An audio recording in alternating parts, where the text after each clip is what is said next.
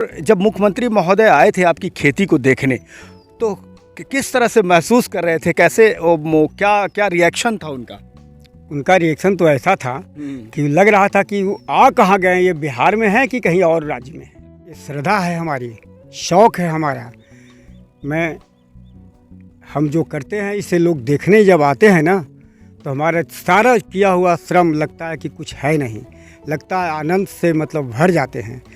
इसलिए कि जब यहाँ पर आकर के लोग सीखते हैं और देखते हैं कि मैं भी ऐसा करूँगा, ये बोलते हैं, तकनी हमें लगता है कि मैं बहुत कुछ अच्छा काम किया हूँ, जिससे लोग अपने जीवन में उतारते हैं और मेरे जैसा फार्मिंग वो बनने का शौक़ रखते हैं और बन भी रहे हैं जी। सम्मान के बल पे न जाड़ा बुझाता है, न गर्मी, न वर्षा। कौन सा सम्मान मिला सर? हमको तो ऐसा लगता ही नहीं है कि कृषि क्षेत्र का कोई सम्मान बाकी है। बिहार से पलायन रोकने के लिए आधुनिक कृषि कार्यों को बढ़ावा देना भी महत्वपूर्ण कदम होगा। किसानों द्वारा उगाए गए फल और सब्जियों के निर्यात से सम्मान के साथ उनके आय में वृद्धि भी होगी। वैसे भी भारत में कृषि सबसे महत्वपूर्ण व्यवसाय है।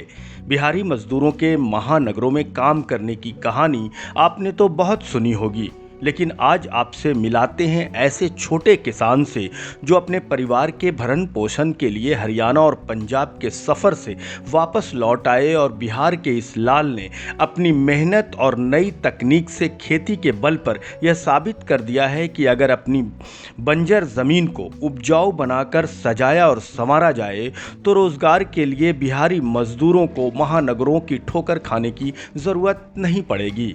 गया जिले के डोभी प्रखंड के केसापी गांव निवासी रामसेवक प्रसाद ने कृषि कार्यों से जो उदाहरण पेश किया है, उसके कारण उनकी खेती को देखने के लिए एग्रीकल्चर के क्षेत्र में रिसर्च कर रहे छात्र और कई आला अधिकारी भी विजिट कर चुके हैं। वर्ष 2010 में बिहार के मुख्यमंत्री नीतीश कुमार ने स्वयं रामसेवक प्रसाद के खेतों का अवलोकन कर बहुत खुशी जाहिर की थी और कहा था कि इनका अनुकरण अन्य किसान भी करें। मैं यही चाहता हूं, कृषि विकास से प्रदेश का विकास निर्भर करता है। रामसेवक प्रसाद ने अपनी मेहनत के बल पर जो वातावरण पैदा किया है, तो यही कारण है कि इनके खेती की चर्चा दूर दूर तक होने लगी है। अखबार और टीवी पर इनके काम की प्रशंसा हो रही है। बिहार सरकार के कृषि विभाग द्वारा इन्हें किसान सम्मान से भी नवाजा गया था। इसके अलावे दर्जनों बार रामसेवक प्रसाद सम्मानित भी किए जा चुके हैं। ट्रक ड्राइवरी के पेशे से जीवन संघर्ष की यात्रा शुरू करने वाले रामसेवक प्रसाद के पास आज तमाम तरह के सुख सुविधाएं उपलब्ध हैं। इनके बच्चे ने उच्च शिक्षा भी प्राप्त कर ली है, बावजूद इसके आज भी घंटों खेतों में खुद काम करते हैं। आप देख रहे हैं बिहार आजकल और मैं हूं इमरान अली। शख्स से शख्सियत बनने की कहानी सुनेंगे आप खुद उन्हीं की ज़बानी। Face to face with Imran Ali में हर बार आपकी मुलाकात कराते हैं एक जानी मानी शख्सियत से। इस बार हमारे साथ बातचीत करने के लिए हैं रामसेवक प्रसाद जी। आपका बहुत बहुत स्वागत है बिहार आजकल में। जी थैंक यू सर।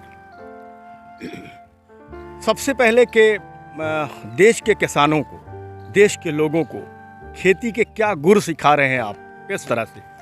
मैं चाहता हूँ कि जिस तरह से मैं करता हूँ यही और भी किसान करें, यही मैं सिखा रहा हूँ। मैं खासकर बहुत सा माध्यम भी बनाया हूँ। जब से माननीय मुख्यमंत्री जी हमारे फार्म पर आए थे, तो हमें जिज्ञासा लगी थी कि मैं तो करता ही हूँ, क्यों नहीं जो मैं करता हूँ और किसान देखकर इसे करें और लाभ कमाएं और बिहार का नाम रोशन करें। क्या करें वो?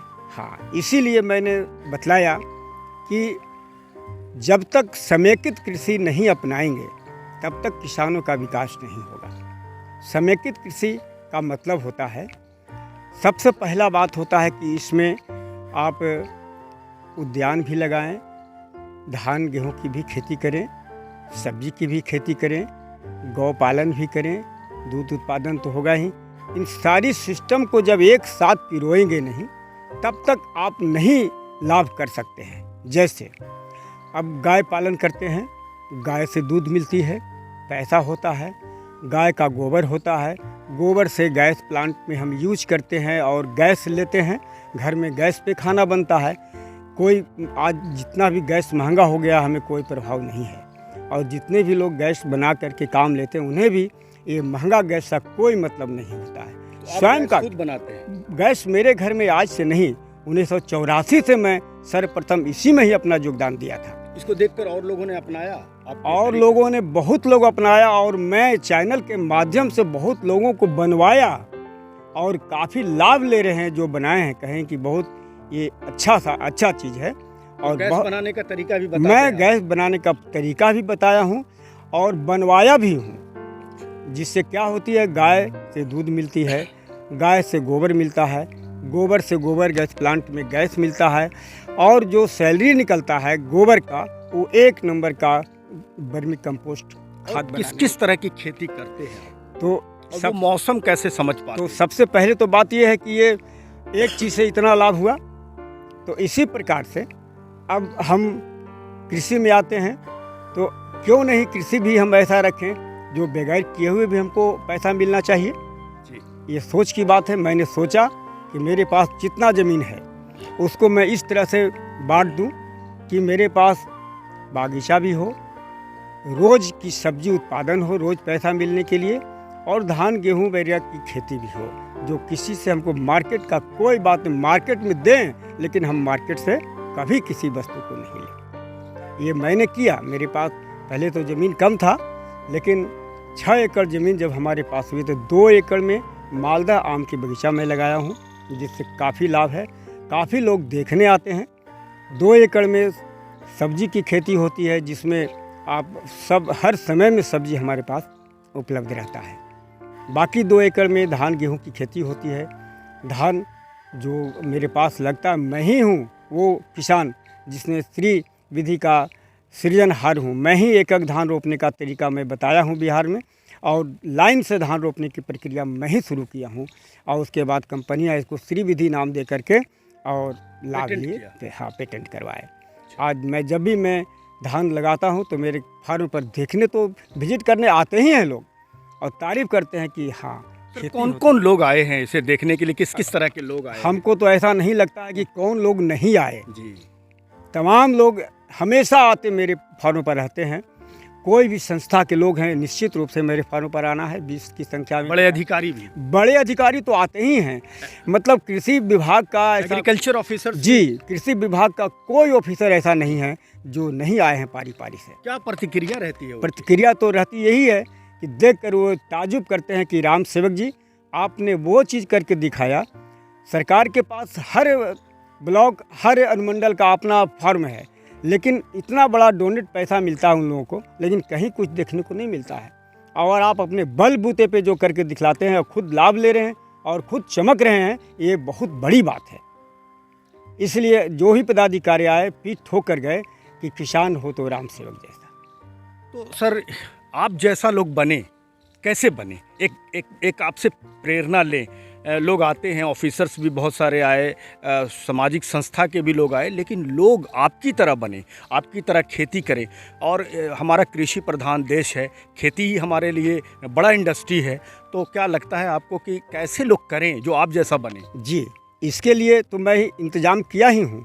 मैं यूट्यूब चैनल पर मैं जो कृषि कार्य करता हूँ उसका वीडियो बनाकर मैं चैनल को देता हूँ, और चैनल पर चलता है, और लोग देख करके हूबहू कृषि अपनाते हैं और उसका पूर्ण रूप से लाभ ले रहे हैं। सर, हमारे पास अगर शॉर्ट में आप बताएं तो क्या क्या बताएंगे? हाँ, हम ये बताएंगे कि जैसे सब्जी की जिन्हें खेती करनी है, तो सब्जी की खेती सबसे आगे पैसा कैसे मिलेगा, महंगा पैसा कैसे मिलेगा, वो सिस्टम मैंने दिया हूँ। लत्तर की खेती करेंगे तो खेत अभी खाली नहीं है, हम फसल कैसे लगाएंगे, उसके लिए 1 महीना पहले हम नर्सरी डाल देते हैं, और 1 महीना में जब खेत खाली होता है तब फिर खेत में लगाते हैं। ये तरीका जो हमने दिया है, ये पूरे राज्य नहीं, पूरे देश में चमका हुआ है, और सभी किसान कहते हैं कि कमाल की बात है जो आपने ऐसा टेक्निक दिया, और देख कर करते हैं। मैं हर चीज़ का वीडियो बना देता हूँ और किसान लोग देखते हैं। कोई भी देखना चाहे तो सिर्फ मेरा नाम यूट्यूब पर डालें, राम सेवक प्रसाद, और पुनः आना शुरू हो जाएगा। अच्छा, इन कामों के लिए आपको बहुत सारे सम्मान मिले, तो हमारे दर्शकों को बताइए कौन कौन सा सम्मान मिला और किस तरह की खुशी मिलती है। आपने बहुत पसीना बहाया, अब पसीने से खुशबू आ रही है, तो इस पसीने की खुशबू के बारे में कुछ हमारे दर्शकों को बताइए। कैसा हमें तो लगता नहीं कि हमें धूप लगती है। अच्छा यही सम्मान के कारण जी। सम्मान के बल पे न जाड़ा बुझाता है, न गर्मी, न बरसात। कौन कौन सा सम्मान मिला सर? हमको तो ऐसा लगता ही नहीं है कि कृषि क्षेत्र का कोई सम्मान बाकी है। कहीं पर का कोई सम्मान और नहीं है जो हमें और भी प्रतियोगिता में भाग लेने का दिल नहीं करता है, क्योंकि जौन प्रतियोगिता में जाता हूँ तो फर्स्ट आता है। तो अब कितना फर्स्ट आऊँ, फर्स्ट फर्स्ट फर्स्ट। अब लोगों को फर्स्ट करना, अब मैं चाहता हूँ लोग फर्स्ट हों, कि लोग फर्स्ट। आपने इस व्यापार को बहुत आगे बढ़ा लिया, उसके बावजूद आप इतनी मेहनत करते हैं खुद से, क्या कहेंगे? ये श्रद्धा है हमारी, शौक़ है हमारा। हम जो करते हैं इसे लोग देखने जब आते हैं ना, तो हमारा सारा किया हुआ श्रम लगता है कि कुछ है नहीं, लगता है आनंद से मतलब भर जाते हैं। इसलिए कि जब यहाँ पर आकर के लोग सीखते हैं और देखते हैं कि मैं भी ऐसा करूँगा, ये बोलते हैं, तकनी हमें लगता है कि मैं बहुत कुछ अच्छा काम किया हूँ, जिससे लोग अपने जीवन में उतारते हैं और मेरे जैसा फार्मिंग वो बनने का शौक़ रखते हैं और बन भी रहे हैं। आज मेरा ये एटीट्यूड वहाँ से चालू हुआ, लगा कि हमको खेती ही बहुत अच्छे ढंग से करना चाहिए। जब मैं हरियाणा पंजाब में घूमने जाता था, ट्रक चलाने जाता था, वहाँ रुकते थे, वहाँ उन लोग के किसानों को देखकर हमें लगता था कि यहाँ के किसान इतने अच्छे हैं तो हम क्यों नहीं रह सकते। यही सोचकर मैंने गाड़ी चलाने का काम छोड़कर कृषि कार्यों में लगा। जो हमारे पास पिताजी का पहले ज़मीन था उसको मैं फार्मिंग बढ़िया से किया, सब नए तौर तरीके अपनाए, काम करने का औजार तक बनाए और उसमें देसी बैल से जो खेती होती थी उस सब चीज़ को मैं हटाया। और पावर टेलर जब से आया तब से हमें वरदान मिल गया। ये किसानों का वरदान है, इसको लोग चलाने का क्रिया को बढ़िया से जानते नहीं हैं और जो जान गए उनको ऐसा लगता है कि इस वैज्ञानिकों ने जो इसको बनाया, मैंने उसको कितनों भी धन्यवाद दिया जाए तो कम है, क्योंकि किसान का ये वरदान है, यही वरदान है, इसको भगवान कहा जाए। ये इतना अच्छा चीज़ है कि जो इसके रहस्य को समझ लिया, वो छोटे किसान 5 से 10 एकड़ वाले ज़मीन वाले किसान के लिए ये वरदान है। और यही हमारा सब कुछ है जिसके बल से मैं खेती करता हूँ। अगर ये पावर टिलर नहीं होता तो न मैं बैल से खेती कर सकता था और न बड़ा ट्रैक्टर से। बड़े ट्रैक्टर से खेती करने का मतलब ही नहीं होता। जो आज सब्जी में महारत हासिल किया हूँ, जो उद्यान में महारत हासिल किया हूँ, जो मैं धान गेहूँ जिस ढंग से लगाता हूँ, ये कभी उससे संभव नहीं होता। लोग करते हैं धान गेहूँ की खेती, लेकिन जो हम करते हैं कहीं तुलना नहीं होती है। जो मेरे फार्म पर धान गेहूँ भी देखने आते हैं, सब कहते हैं कि कमाल की खेती है। ये शौक़ श्रद्धा सब इसमें लगा हुआ रहता है हमें, और मेरी मंशा भी यही रहती है कि मैं ऐसा करूं कि मैं तो खुश होता ही हूं देखकर। सारे लोग जितने भी विजिटर आते हैं वो धन्यवाद करते हैं कि वाह खेती हो तब ऐसा। मैं दर्शकों को एक बात ज़रूर बताना चाहूँगा कि जो राम सेवक प्रसाद जी हैं, इन्होंने एक लकीर ज़रूर खींची है किसानों के लिए कि जो कॉरपोरेट हैं, जिनको बढ़ावा दिया जाता है, उनको बढ़ावा ना देकर, बल्कि ऐसे किसान जो देश में अलग अलग कोने में किसान हैं और जिन्होंने मिसाल कायम की है खेती की और इस व्यवसाय को एक बुलंदी दी है, उनसे सीखकर कृषि व्यवसाय को आगे बढ़ाया जाना चाहिए। अगर हमारा जो लोकल कृषि है इसको अगर बढ़ावा दिया जाएगा तो निश्चित रूप से हमारा देश जो है, हमारा समाज समृद्ध बनेगा, समृद्धि आएगी और विकसित होगा। हमारा रियल विकास जो है वो कृषि से ही हो पाएगा।